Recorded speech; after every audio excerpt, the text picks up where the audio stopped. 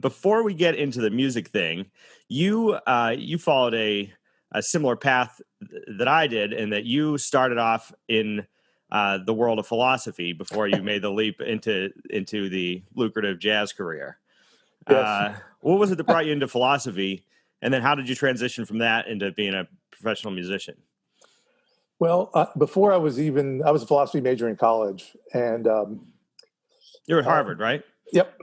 And before that, when I was in high school and junior high school, I was really into journalism. I was the editor of the school paper, and this was like, I was born in '59, so you can imagine this was like the height of Watergate and Woodward and Bernstein, and the whole sort of the press being, seen as a savior of our country, and so I did in high school. I was really into that, but I got the jazz bug while I was in high school. I always played instruments, and I got the jazz bug big time, and I started slipping into the school paper more and more strange articles about about music and stuff, and by the end of high school, I was off the school paper. I got thrown off, and I had my own underground newspaper. That's so good. And we used to write about Sun Ra and stuff. So I had the jazz, the severe jazz interest going by then. But also, I had a really cool English teacher in high school, Lou Barrett, Louisa, I guess, whose son is a fine musician in New York, really great cello player, who helped me to like Franz Kafka and Kierkegaard and a lot of philosophical literature, and I think that got me my poor little pointed head spinning around those kind of questions. And then when I got to college, I had a year to decide my major, and it seemed like thinking about the deep thoughts of like the basic philosophical thoughts. How do we know what we know? What's right, what's wrong? Seemed to really be interesting to me, and so that's what I did. Sure. That must have been a fascinating time to be there, too, because a lot of the people that, if I remember right, the people who were teaching there when you were there were the people that I was studying later on. I mean, it's like, John Rawls and Robert Nozick and Quine, I think, wasn't he? Again? Oh, yeah. It was, they were all there. It was like, it was a real all-star department. And in fact, I got a good Quine story for you. Good. Quine, for those of you out there, which is like 99.95% of everybody, was considered America's greatest philosopher within academic circles. Not a popularizer, but as a deep thinker from probably the 50s through the 70s, 80s. This would be about 77, 78, somewhere in there. I was in a philosophy seminar discussing one of his key essays, Epistemology Naturalized, it was called. This like 12 or 15 page essay that really was important. And we'd been talking about it for hours with this other professor who was also a venerable guy. And we're like trying to figure out, what does this one sentence mean? If you've ever been in a college seminar, you get stuck on these like tiny little things, especially philosophy. And after 2 hours, we all got up. We came out of the professor's office where the seminar was, and he shared a vestibule with the Quine. We walked out, and there was Quine himself standing there. He was semi-retired at the time. He's pretty old, and he was trying to lock the door to his office. And he's there with his key, and he's got a little tremble in his hand, maybe, and he can't quite get the key to go into the keyhole. And this is like 8 or 9 of us had been deep inside of his head. We're all watching in just incredible horror and fascination as Quine cannot lock his own office. Yeah. And he eventually did. But that's kind of wild, though. That's a transition to go right back and forth. It was kind of wild. I guess it would be like studying philosophy at Harvard at that point would be like studying, at New England Conservatory or studying jazz, or at the New School or something where, the next person that walks by could be one of the legends. Yeah, sure. Yeah. So is that how you ended up in Boston? Is going to Harvard? Yeah. Where'd you start out? I started out in Queens, New York. Okay. And we moved out of there when I was about, my parents had a mixed marriage. My mom was from Brooklyn. My dad was from Manhattan. Okay. And we moved to Connecticut when I was about 3 or so, about an hour from New York. My dad commuted to New York. He was a madman.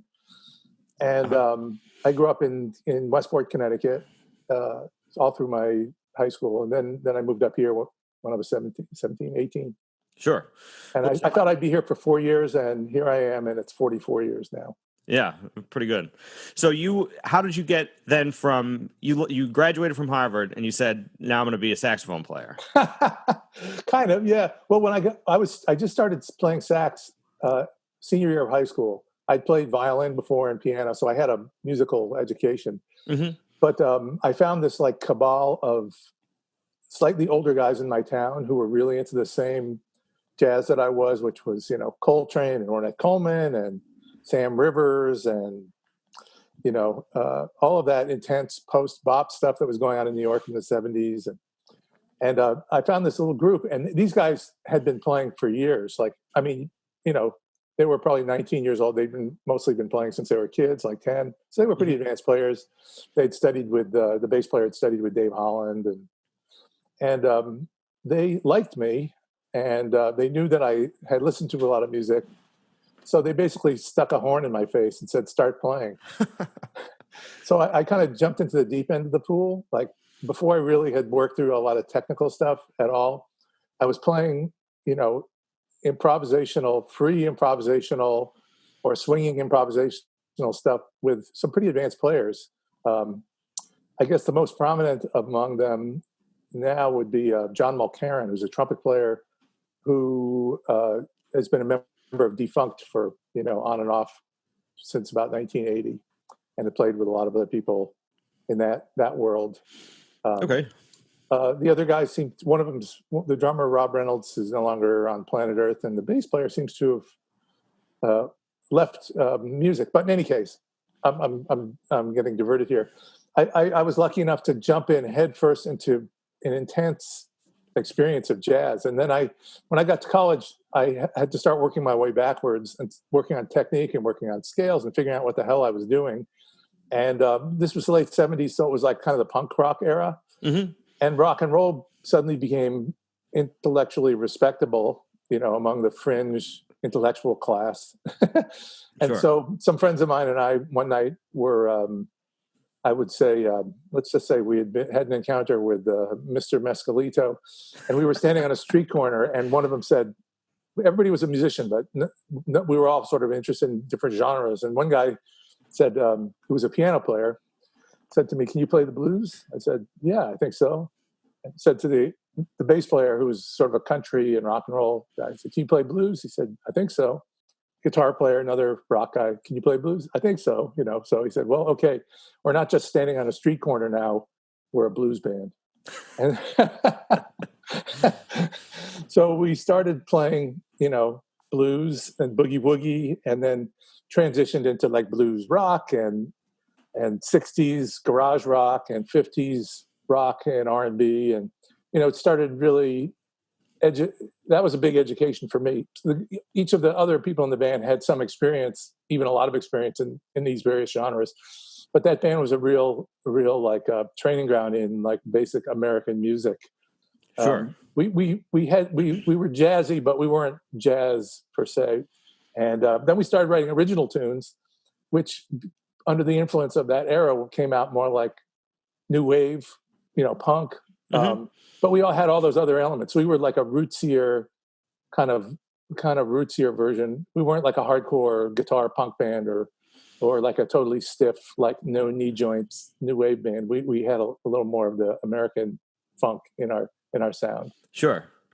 It sounds like you just dove in at every turn. Was there a point where you took lessons, or it was just during college I took some lessons. Did I take lessons during college? Yeah, I did. The John Payne Music School in Brookline. Okay. Took some lessons there, and then I got out of college in '82. And I joined another different rock band that was a pretty big deal around Boston. And we thought we were going to get, the big record contract and get the brass ring. And so I did that for a couple of years, and that was kind of a full-time endeavor. And we were gigging a lot and traveling a little bit and recording and just being a band and, and then at the end of that in '84, I kind of realized that as a saxophone player and as someone who's with a big love for jazz, I needed to know a lot more about music, technique and theory and everything. Sure. And so I went to Berklee for a year. Okay. I already had my degree, so I just wanted to learn stuff. And Berklee was really cheap then. It was before they had their teacher strike, and I've got a fair deal for all those teachers. It was really an insanely good deal for us, students at that point. And so I did 3 semesters at Berklee. That's why I really got to study, learn theory, work on my technique, just all of that technical foundation. Sure. Who'd you study with? Saxophone, I studied with Andy McGee and Bill Pierce. I also studied outside of Berklee with Bob Mover and Jerry Bergonzi. Mm-hmm. And my favorite classroom teachers at Berklee, Ken Polig, who was a Mingus specialist, among other things. Cool. And I had some great ensemble teachers, Donald Brown, Fred Lipsius from Blood, Sweat, and Tears. Okay. Some real top pro, great musicians who were very encouraging and kind of, I think, saw where I was at. They realized like I was still trying to shore up my technical basis, but they could see that I had listened a lot and had ideas, and they were very encouraging. I thought that was a great year. Sure. It's kind of a great era to be in Boston too. There's a lot of musicians that were there at that time. It's true. Between Berklee and NEC, Yeah. No, but my crop of people my age who were Berklee and NEC have really gone on to be, But on the other hand, I think you could probably in 10 years you'll be able to look at the people who were there in the 90s, and it'll probably be the same kind of thing. Maybe. That could be, yeah. Because it's such a, Berklee is such a magnet for talent, and NEC is such a magnet for really, really top talent. That it's just a funnel through which I think many people are going.